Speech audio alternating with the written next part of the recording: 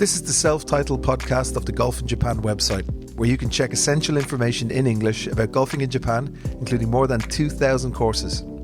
We can help you book your round and make the whole process a whole lot easier. So check out golf-in-japan.com and start planning your Japan golf trip today. Titleist Club Fitting, the fastest way to better. With a player-focused philosophy on fitting, Titleist offers a range of club fitting experiences from drivers to wedges. Your Titleist fitting specialist, thanks to an unmatched selection of products and technology, along with a wealth of fitting knowledge, will provide you with tour-quality fitting experience that can provide immediate benefits for your game. You can experience a fitting in English while in Japan. Just go to the Golf in Japan website and click on the Titleist banner. Or check the link in the description of this podcast. Titleist, the fastest way to better. Golf in Japan, June 19th. Sweet mother of... Hello, Damon. How are you? What a game.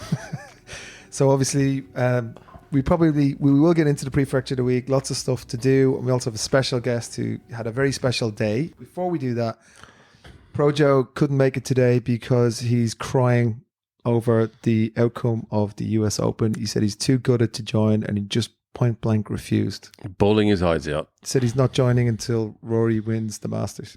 Well, we'll never see Projo again. Okay, well, before we get into all of that, actually, maybe we should go through the US Open recap, because I think it was an amazing tournament. I think it was I think it's fast becoming my favorite major for some reason. I used to really be a British Open guy. I thought that was the Open, because it was a real test and everything. But that golf course was brutal. It had drama all the way to the end. Great storylines, fantastic. And I really thought it was probably the best major this year. I think it was as well, especially because Bryson won it. Oh dear. Yeah, Bryson, I have to say, I'm not a big fan of Bryson, but he was a worthy winner. He played himself into it, and he didn't choke. Yeah. No, I think he played amazing. I think he's a great guy. And I don't know why there's so much hate about him, but no, congratulations to DeChambeau. He's a weird personality. He kind of has this cockiness, and I suppose you got to have that in sport. You have to have that. You have to have that in sport, but his is a little bit different than, say, other guys who, say, yeah, I'm 300 tomorrow and I'm winning this thing. Mm. He's just like, he's a little bit on a high horse, or he's a little bit... He's just trying too hard to be nice? Yeah, he comes across as false as well. So I don't understand that. I mean, all the problems we've got in the world, and everyone's bagging someone because he's trying to be nice. Come on. Yeah, it's true. But I think, like, it was when he started doing YouTube and stuff, right? It was in direct relation to the PIF, or not the PIF, sorry, the what was that? The PIP money, the player of influence money, right? Right. So the PGA Tour bought out the PIP money, and he immediately started a YouTube channel, right? But then talk of growing the game and all that kind of stuff. But saying that, though, his YouTube content is widely consumed by people who don't play golf, right, and kids, young people. So in that regard, he is growing the game.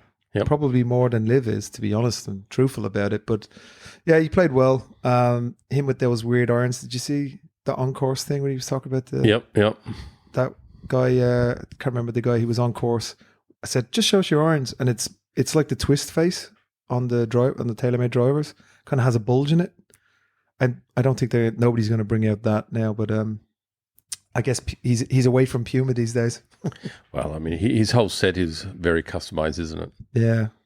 And aren't they all the same length as well? They're all the same length. He has this twist face bulge in the heads now, and then he still puts his golf balls in a Salem solution. Is that what you call it? Where it's just salt.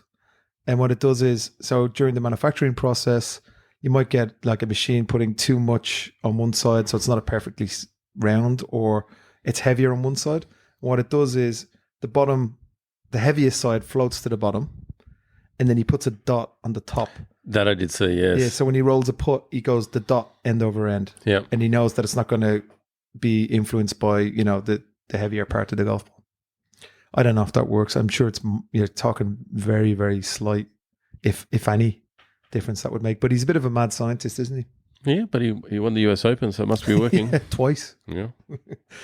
Okay, let's get it over with quick. So Tiger Woods lost. Oh, he did make the cut, I should say.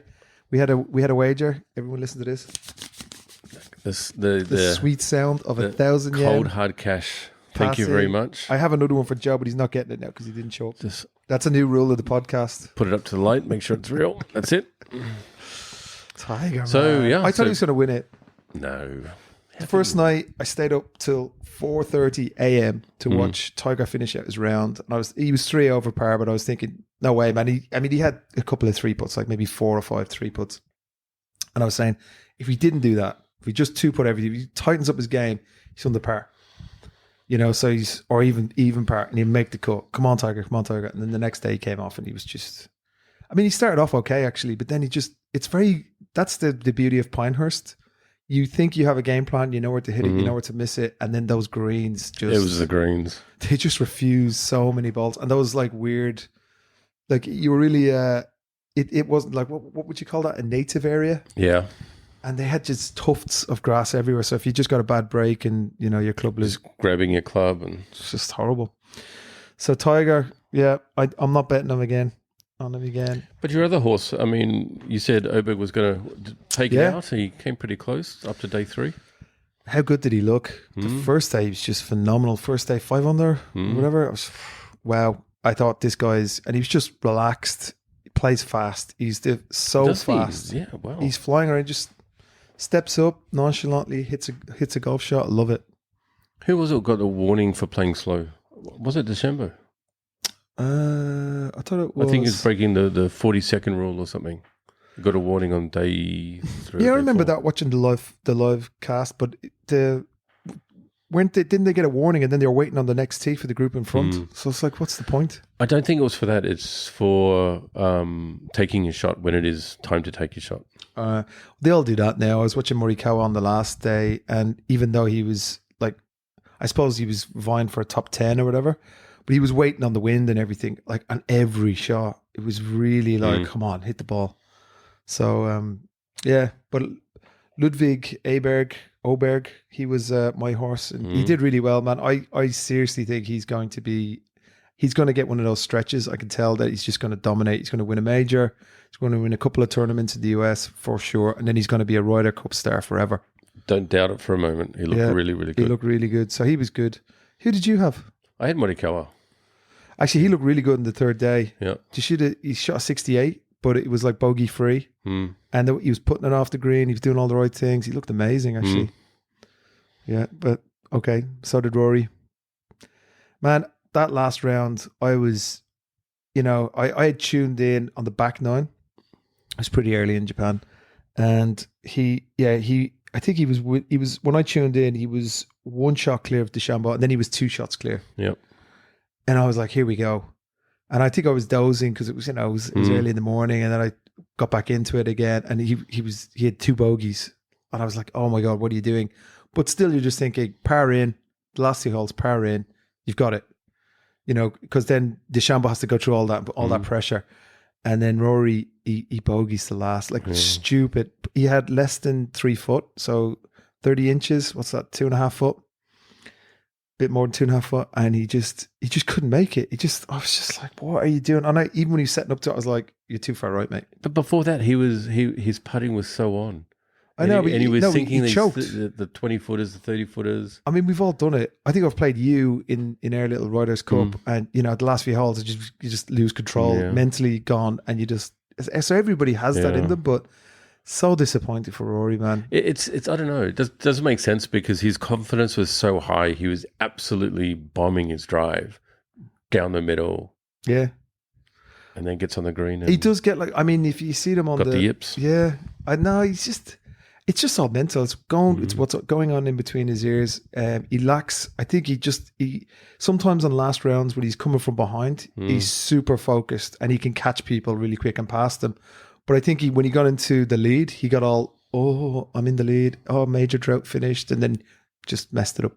Yeah. Do you think he'll ever win a major? That's hard to say. He's got the game without a doubt. Oh, he's in a great spot in his game. His game's, he just needs to, it's focus. I think he's got a lot of things going on in his life still. So yeah. Well, Maybe he needs to sort that side of it out. Then he can be in the right mental space. yeah, I think that's what he needs. He probably has a mental coach. Probably has several of them. But I mean, I think he needs a good one because that makes the difference, I think, for that level. Yeah. Okay, well, hard luck, Rory. That was terrible. Yeah. to Congratulations, Bryson. watch. Congratulations, Bryson. What does this mean for Liv? To Liv? I think it's a huge win for Liv. It is. They have a major champion. Absolutely. So it's all positives. You know, I was thinking, I bet you Rory's going to come because, you know, during the week there was a story that came out about Greg Norman saying that they'd offered him 650 million or something like that to join Liv, Rory. But I would say, but he definitely said that, like, now we have a good relationship with Rory, but Rory said he prefers to stay on PGA Tour, the legacy, all that sort of stuff. But I guarantee you, Rory's going to come out with a statement saying something like, if there was a co-sanctioned event, I'll be the first to play it. Because I want to play against the best players in the world, like Bryson. Yep. Right? Like John. You know, like whoever, Koepka. And I think that if these negotiations do move forward, I guarantee you that's instead, there will never be a complete amalgamation of the two. What they'll do doesn't is appear so. they'll live side by side, and then there'll be a co-sanctioned event where, you know, you get a mixed up week like the majors, and it makes them better. So I wonder, would it be like a Riders style PGA versus Live match play? That would be cool. That'd be cool. That'd be so cool. It probably, I don't think it would. No. I think it would just be like a stroke play event, and they you know, but there's some twist to it, like they only play 3 days or something like that. Yeah, somewhere in between 3.5 days. Yeah, but the majors are so good now because everybody's in it, and it really is the test. So it's the courses, it's the field. The majors are just amazing. And you said you watched everything end to end, which is amazing because, you know, they were starting at 2 a.m. or whatever. Yeah, 1. Gee, Mac. Like I'm not watching the early groups. No way. I'm just getting up for the. Yeah, the app was good. You could stream all of but it was just featured groups. It didn't have like a general one where it's just flicking between the groups, which I thought, especially at the end, you know, I was up in Tochigi and I was trying to watch the last group, and then I was, you know, it didn't work, and then I flicked to another app and I got it. So that would have been good. But all in all, great tournament. Loved it. I'd love to play that golf course though. It looks fabulous. I don't know. Look, it's too hard.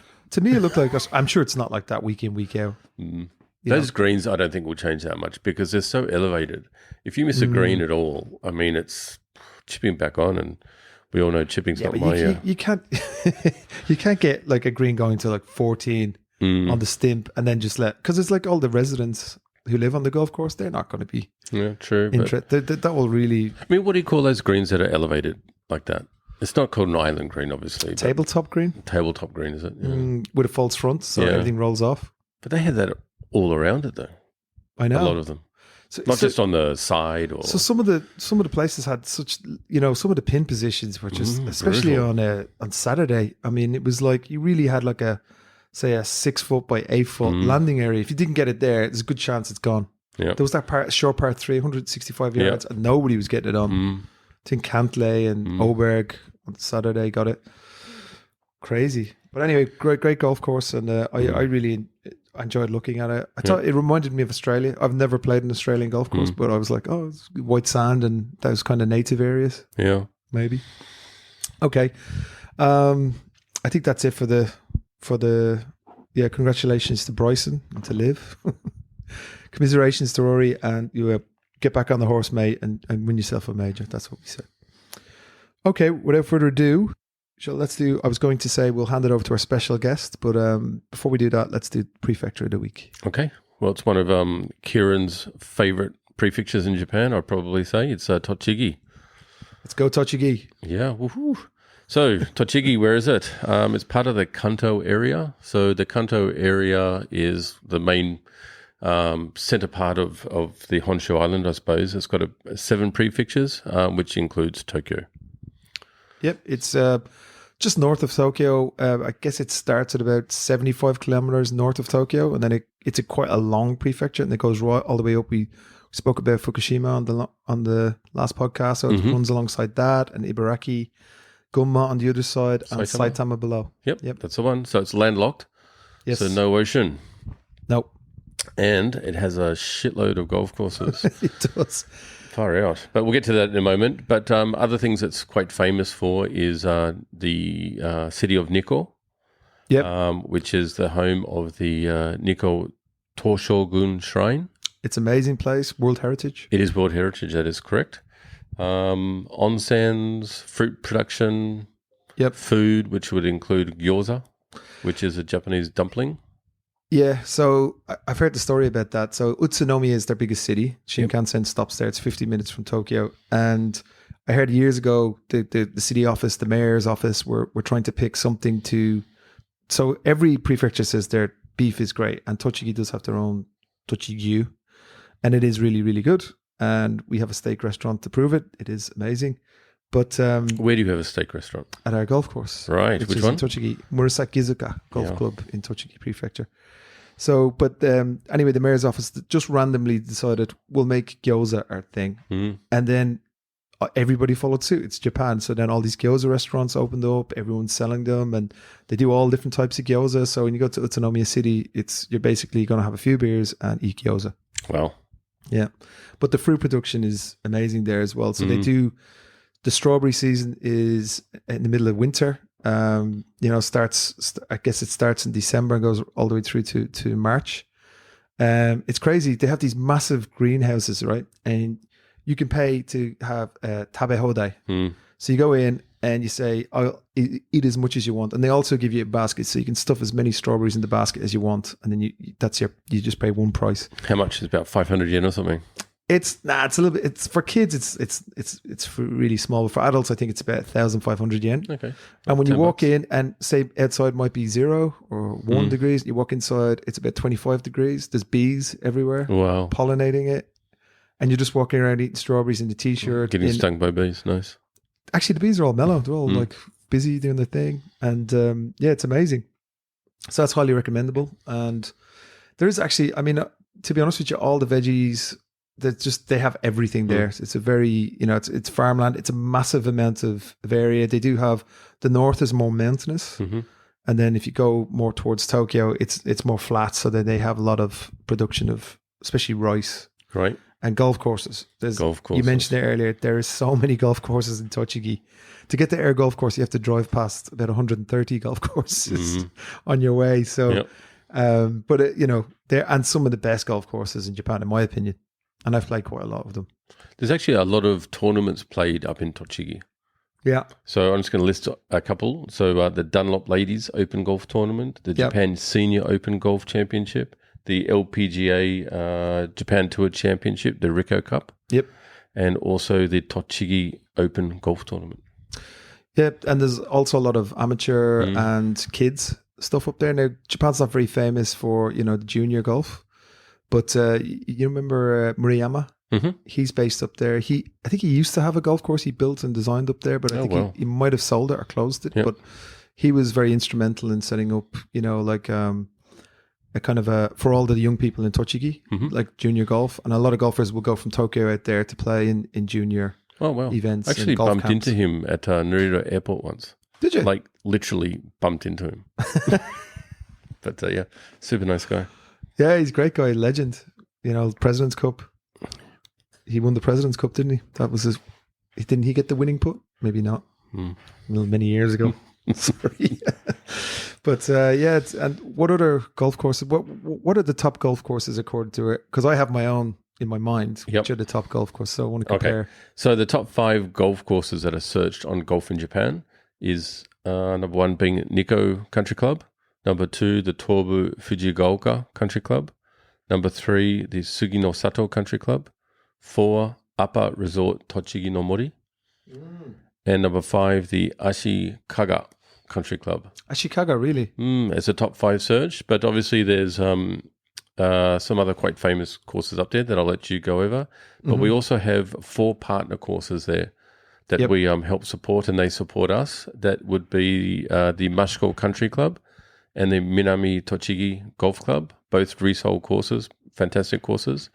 And then we have the Murasakizuka and the Tsuchigaoka Country Club, which are both owned by yourself. Not owned by me, but I know the owners very, very well. Yeah. And but it's interesting that the ones that you pick, because I suppose they're more tourist orientated, like because they're going to Nikko. Mm-hmm. So then the number one course is in Nikko. That makes sense because Nikko is stunning. It's got a bit of elevation, so it's cooler as well in the summer months. And it's a beautiful area. I mean, it's just so heavily wooded. So if you imagine you go up, I don't know what the elevation is, over 3,000 feet, I want to say. You go up and then they have this Kaigon waterfall, which is massive. I think it's quite famous, isn't it? It's not the biggest waterfall in Japan, but it is pretty impressive. Yeah, and then on top of the waterfall, there's the most picturesque lake, Nikko, whatever. I can't remember the name of that village, but yeah, it's where all the shrines are, and it's just very picturesque. And then you can see why it's a dissect, or what do you call it, UNESCO World Heritage Site. It's just very, very, very picturesque. Yeah. And so what are the top courses that you would pick? I wouldn't pick Ashikaga because that's actually near one of our other course, which is Tsuchigaoka. I used to live around there, so I played that course maybe 3 or 4 times, and it's okay. It's good. I mean, it's kind of narrow, it's short. It's got some interesting holes for sure. I think if you go, there's a Jack Nicklaus course called Tochigi Golf Presidents, which is very popular with a lot of the expats here, and that's a really nice Nicklaus course. It's probably one of the best examples. I mean, you've got Tokyo Classic and all the rest of it, but I think that's one of the better. Has an amazing island green, par 5. Public? It's public. Nice. And I think it has a Chinese owner, but yeah, it's a public course, and I think that's a really good course. Jun Classic has to get a mention. Jun Classic is a really good golf course, really hard, beautiful, immaculate, and it's pretty reasonable to play. Jun Rope, which is another course very close to us. So is Jun. They're very nice courses. Where else? Eastwood. I like Eastwood. Eastwood is definitely a friend of the program, and they welcome foreigners up there. And there's people who speak English to help you. So Eastwood's a good one. We've played there so many times, haven't we? Yeah, I've actually shot my my professional game record there. I shot a 77 there, which is my best score. So I've done that twice now. Did it on that course, and it was just a nice experience. It has one hole, which has, I think, over 30 bunkers.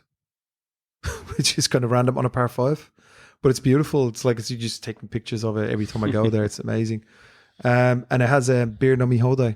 Eastwood does. So for when you're playing there, beer nomi hodai, it just means free flow beer, and they're not charging you for it. It's just you go and have lunch. At lunchtime, yeah. Go and have lunch, and you can have as many beers as you want. And that's from the beer, the automatic beer machine, right? Yeah, you put the glass on the thing, and you push the button, and it tilts the glass, and it comes out in perfect beer every time. Wow. Technology at its best. Yeah.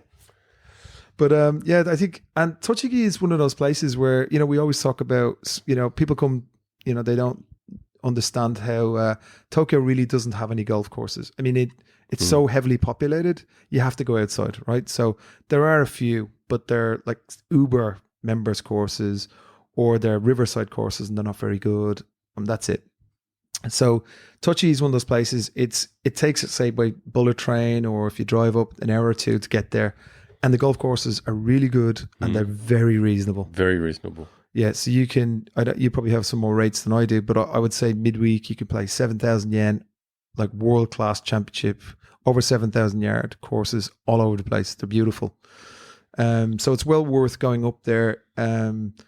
Maybe staying, like we have a hotel at our golf course. There's other hotels at other courses as well. You could stay in an area, and you might have, within 15 minutes driving, 6 or 7 like amazing golf courses. So you can make yourself a little mini golf break, no problem, and very reasonably priced. So you can even just stay in the city at Utsunomiya, right? You could, yeah. I mean, all the golf courses are kind of, that's their biggest city, right? So it's they're all surrounding it. Yep.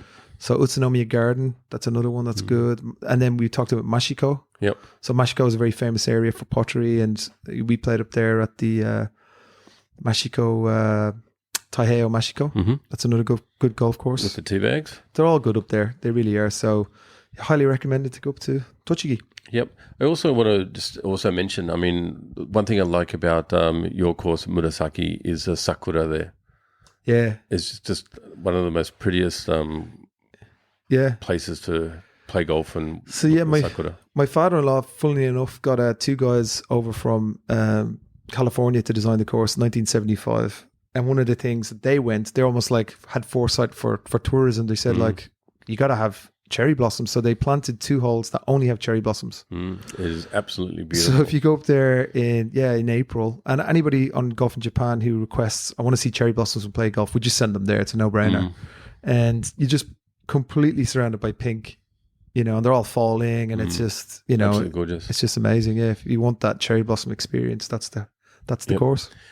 Knowing so much about Tochigi and all the golf courses up there, would you have any idea of how old the oldest golf course is in Tochigi? A little bit rhetorical because I've got it written down in front of me, but I would say, so let's see. So we built there in 75, and I think we were one of the first 30. I would say there's maybe a golf course from nothing pre-war.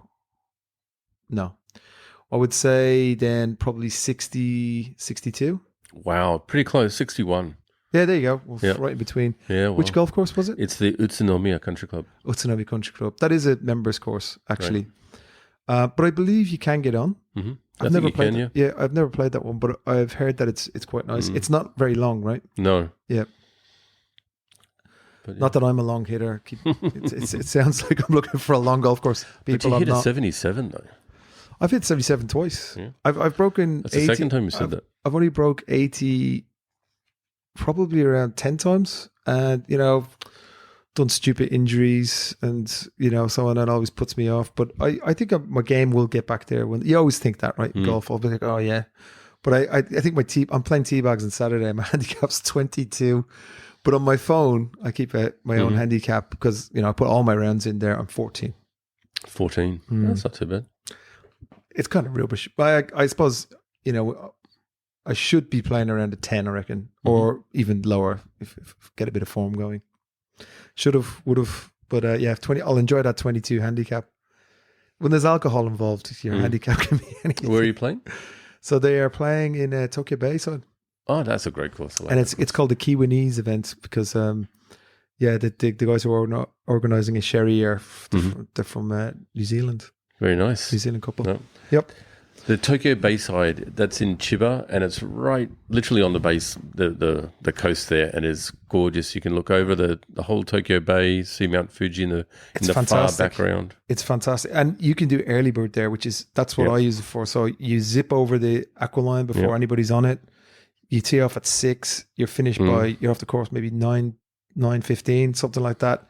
Have a bit of brekkie, back into the office by say 10:30. Yep, perfect. Another thing that course is really famous for is their monkeys. Yeah, there's monkeys. Always on the same hole as well. Oh my goodness. In season, when the monkeys are out and playing, goodness me, they're all over the place. Yeah, they're not aggro. They will take stuff out of your cart though. I was going to say, they've never taken stuff out of my cart. I've never seen them near my cart, and I've played there maybe over 10 times. Mm-hmm. But you know who do? Crows. Oh, crows in Japan are an issue, man. They're huge. They in Ireland they're kind of small. They're in the country, so I don't really see them. But here they're huge. They're all urbanized. They're massive. They're really smart. They take anything. Anything bright, balls, tees. Remember they had the tees, and I think we talked about that. They took the tees out of the bag. They just go straight into. They know they're looking for sandwiches, bags from the kombini. They can spot all that stuff. I mean, who was I playing with? I think Thomas Nagano. We actually saw a crow pick his ball up off the green. No shit. What's the ruling on that? What did you let him do? Played as it lies. Oh, so he took it and then he dropped it. Obviously, off. he figured out he doesn't want it. it. You got to play it as it lies, yeah. No, we let him put it back, of course. Did you? Yeah, come on. I'm sure Joe was... No. What wasn't the US Open? I'm going to say that the next time I miss the green. Lads, the crow took that, so I'm just going to place it back on here. Saying that, though, I think I told the story where I hit a duck. I think that one. You hit a duck? I hit one so thin, just went like a bullet, knifed it, and it hit a duck's back, and it hopped onto the green, and I got a birdie. And the duck just took off and flew away, so I think he was okay. Water off a duck's back, mate. Yeah. Not at the story. I hit a duck on a racetrack. You what? I hit a duck on a racetrack when I was doing my racing. When I was racing. Oh, really? Did you kill it? Safe to say yes. If the first wheels didn't get him, the second wheels did. No, the whole the front end got it. So, Really? Yeah, straight through the radiator. Damn. Yeah. Wow. Did you have to retire the car? No, so after it happened, I mean, I was going at speed and I saw it coming across the track, just walking across the track. It's not as if you can just swerve and move it, right? So it's like, this duck is dead, type of thing. Hit the duck, and I was like on the radio back to the engineer guy. I said, when I come past the pit wall, just have a look at the front end because I hit a duck. And he's like, sorry, I missed that. Can you say that again? It's probably not something you'd hear every day on the race radio. But yeah, and then he said the front end's fine, and then over the main radio from what do you call it? The Mission control. Mission control. They had to put a yellow flag out to remove the carcass off the truck. Jesus. Yeah, race control. Oh, okay. Before we finish up, any golf this week? I'm playing in the tee bags, as I mentioned, in Tokyo Bayside. Yep. No, I'm playing this Sunday, and I must play this course every weekend, but I'm back at Bristol Hills With the RSG. No, with a different group. So I'm just playing out there with Tucker and Ken. Oh, nice. And someone else. So yeah, looking forward to getting out there again because I played fairly well there 2 weeks ago. So yep, that's good. I played with the teenagers actually the day before yesterday, and it was good. They actually played well. My son got 2 pars considering he hasn't played like in over a year, which is good. Hitting it well. He's spraying it a bit as well, but and he said, "Dad, I'm going to get back into it this year." So I was like, nice. "Okay, good for you, mate." Yeah, that's pretty cool playing with your son. Yeah, well, actually, I played with him and his mate, and his mate was into it as well. He doesn't play much, and it's funny. Like his mate is very sporty into basketball, and this kid, it was like OB 310. Oh my god! And he was hitting. He had a kind of a junior set, and it was like a ladies driver with a very whippy thing. And I kept saying to him, "You should hit my club," and he didn't like it. Felt too big for him and stuff. But he started hitting this ladies driver over 300 yards. I was just like 15. No beers were consumed. That's something we didn't mention about Bryson or even Rory for that matter. They were driving the ball so long. I think crazy. On the last day, Bryson, or was it the day before? The third day, 379 yards. That's incredible. I mean, especially for because it's so, if you miss it left or right, you're stuffed. So just to step up there and say, I'm going to just pipe this one as hard as I can. Amazing. I mean, Rory's such a good driver of the golf ball. But Bryson's, the funny thing about Bryson was like, remember when he was all like eating raw meat and protein shakes and probably steroids, and he got all like sick looking, buff and kind of, he looks sick. But now he looks great. I mean, he looks like he's much thinner. His arms aren't as bloated or as big anymore, but he's still hitting the driver like he was. So he's still got the speed. Yeah. Amazing. I don't like his swing though. I don't like his putting stroke. I don't like anything about Bryson. Sorry. And he beat Rory. No, I mean, he's... Sorry, I just get you another t-shirt. I know. Did you remember in the chat, there was someone who said it on I think it was a live, someone was interviewing Cam Smith when he won the British Open, and they said, sorry, Cam, question for you. How many Rory McIlroy tears fit in the cup? Cam was just like, what the hell is that? So I was thinking, I put in the group chat, how many Rory McIlroy tears fit in that cup? Oh my God. Yeah. But we'll next year we'll come back. So is there any? So you're playing in? Yep, Bristol Hills, and I might even be interested in an early bird next week if anyone's keen. All right, okay. I'm actually playing with a customer on Thursday. You're doing the golf companion service. I am looking forward to that because I really like Taiheio Narita, which is one very of Joe's close to the courses, airport. Yeah. It's super close to the airport. Can you get a taxi from the airport there? You can, yeah. Fairly cheaply. Yep, maybe 10, 15 minutes. Wow. Yeah, so it's Taiheio Narita. I'm playing on Thursday with Jonathan, and that should be a fun round. I'll report back on how that went. But apparently he's a bit of a striper, so... Oh, God. Okay, well, I won't get into any money games. No, I actually enjoy playing with Yep. players that are better than me, because then it kind of inspires you to try and like focus and take more practice swings. And because when you're playing with hackers or like myself, you just tend to step up and I don't even take a practice swing most of the time. I just step up and smack it. So I'm going to concentrate a little bit better and try and see if I can be. What's your best score this year? This year, Yeah, since January 1st. 83. 83. That's pretty good. So you broke 80 towards the end of last year, Yep. didn't you? Yeah. First time. You know what we should do? We should take Ryan out for his We have first to take game. Ryan out. Let's take him out. For his what? For his first game. Yeah, absolutely. Pop the cherry. Pop the cherry. We'll just keep note of his scores every time he plays. See if he goes down. That'd be good. Good to Yeah. track. Let's do that. Okay. Well, I think. Do you have anything else for today? That's it. Okay. Well, what we'll do is we'll throw it out over to Mr. Tim. And should we say what happened? No. Let's just say we have a very special guest. Mm-hmm. Someone who came over and used our service, and he had a very interesting game in Hyogo prefecture. He certainly did. He achieved what all golfers really strive for, and that unforgettable shot. So I'd like to welcome Tim to the podcast. Welcome, Tim. Joined here with Kieran. Hey, Damon. Hey, Kieran. How you going? Good to meet you, Tim, and congratulations. No, thank you very much. It was certainly a shock at the time, that's for sure. And Tim, is this your first time playing in Japan? Yeah, it certainly is. I've been to Japan like quite a few times on ski trips, probably about eight different times, various different mountains skiing. But this is the first time over here with my wife, just for my 50th. Oh, amazing. Congratulations. Yeah. No, Yeah, thank you. welcome, Tim. Welcome to the podcast. So you've been over here a few Thanks, times. guys. Do you want to give us a bit of a background of your golfing career? Yeah, look, I wouldn't say it's built with any highlights really. So I pretty much started playing when I was about 16, and then really just socially, and then probably in the last 2 years, started playing weekly.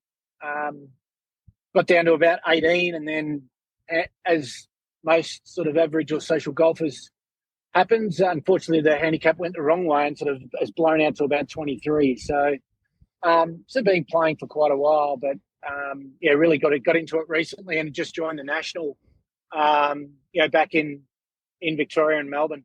Oh, well, that's an amazing course. Oh, that sounds great. And tell me, how did you come across golf in Japan? Literally, my wife was sort of just checking out itinerary just for the trip and sort of suggested that maybe I have a game while I'm over here.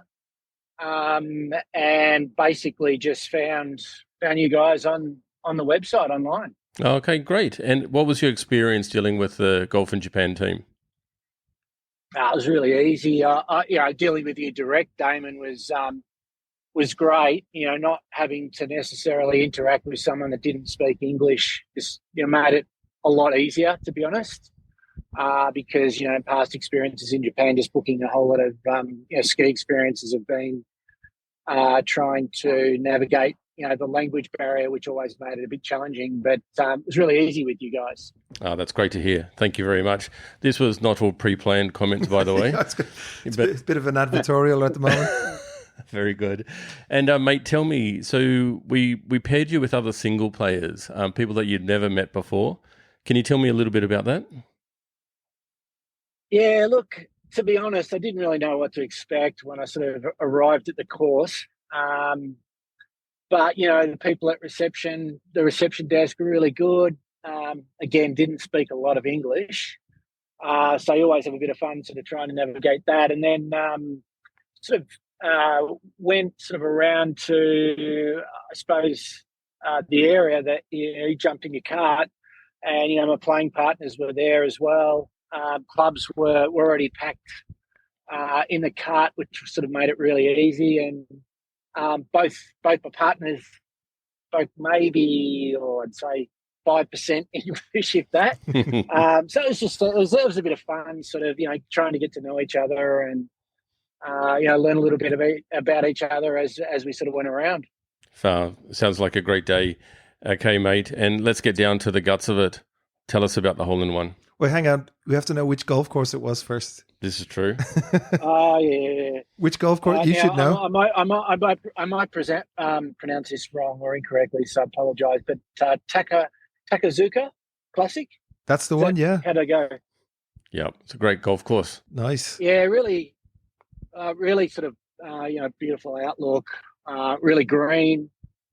Greens play a little bit slower than back home, so it was probably the only thing I really sort of needed to adjust to. But other than that, just a really, really beautiful golf course. And what we don't have back home is the automated carts, which are fantastic over here. Just sort of take the stress out of sort of trying to sort of drive around and you can have a few beers, chat and work out what's going on. Yeah. You definitely have a few beers. I didn't have any, unfortunately, but you could have.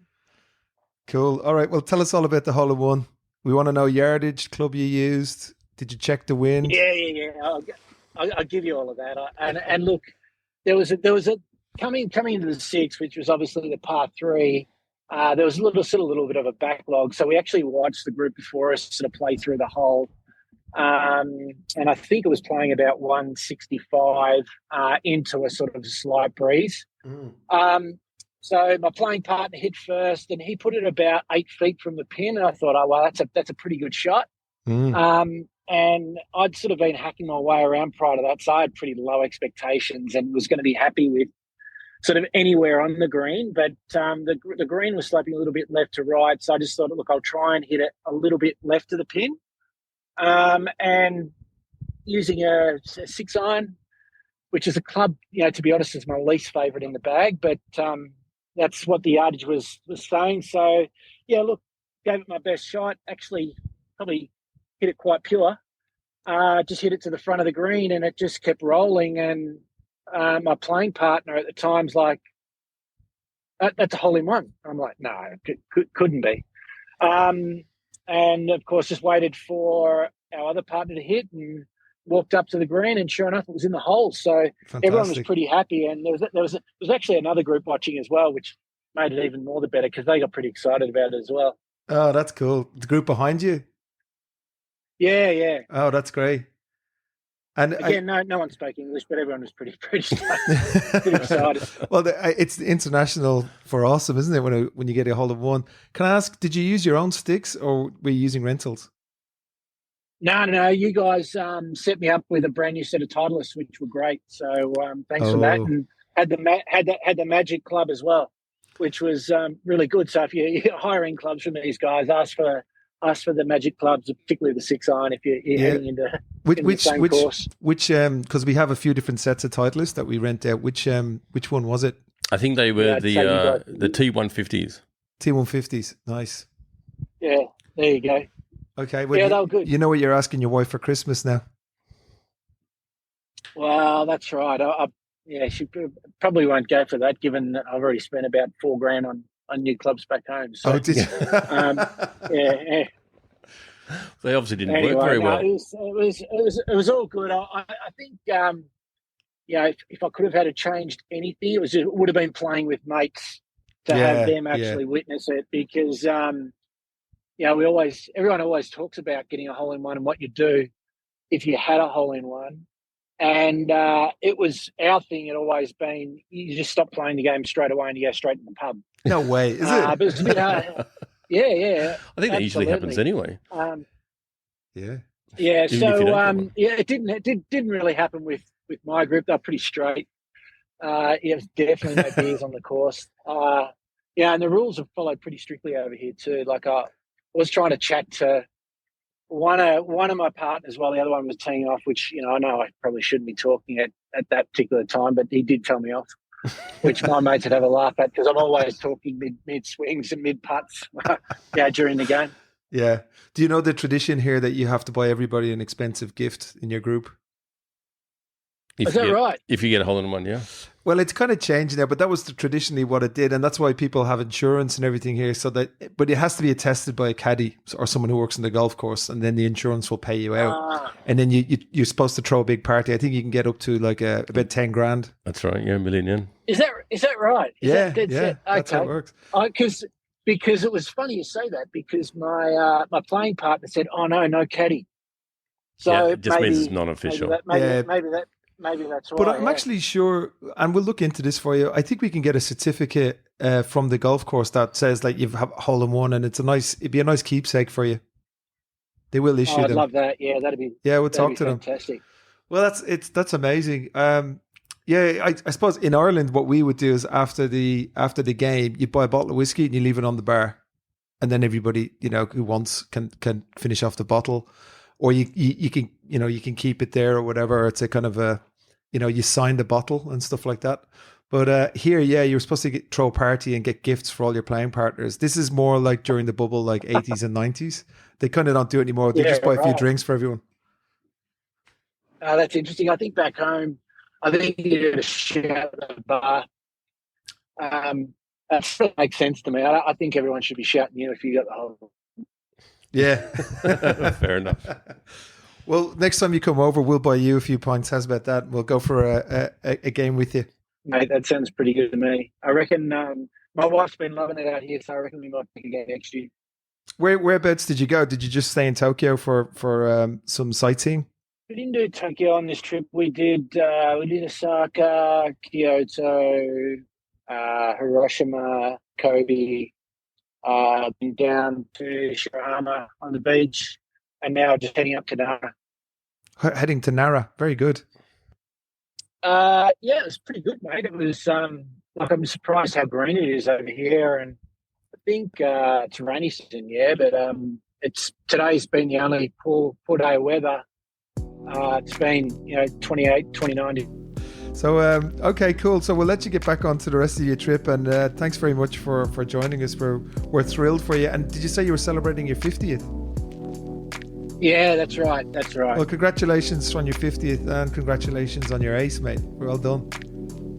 Yeah, thank you. It only took 34 years, so I was happy to get it. Some people never get it. Very happy to get it. I know. I heard. None of my mates have got it, so it's one up on those guys. Definitely. Okay, well, thanks very much for taking the time. We know you're busy today and you're flying out soon, so thanks very much, and enjoy the rest of your trip. Yeah. Thanks, Darren. Thanks, Damon. Thanks for having us.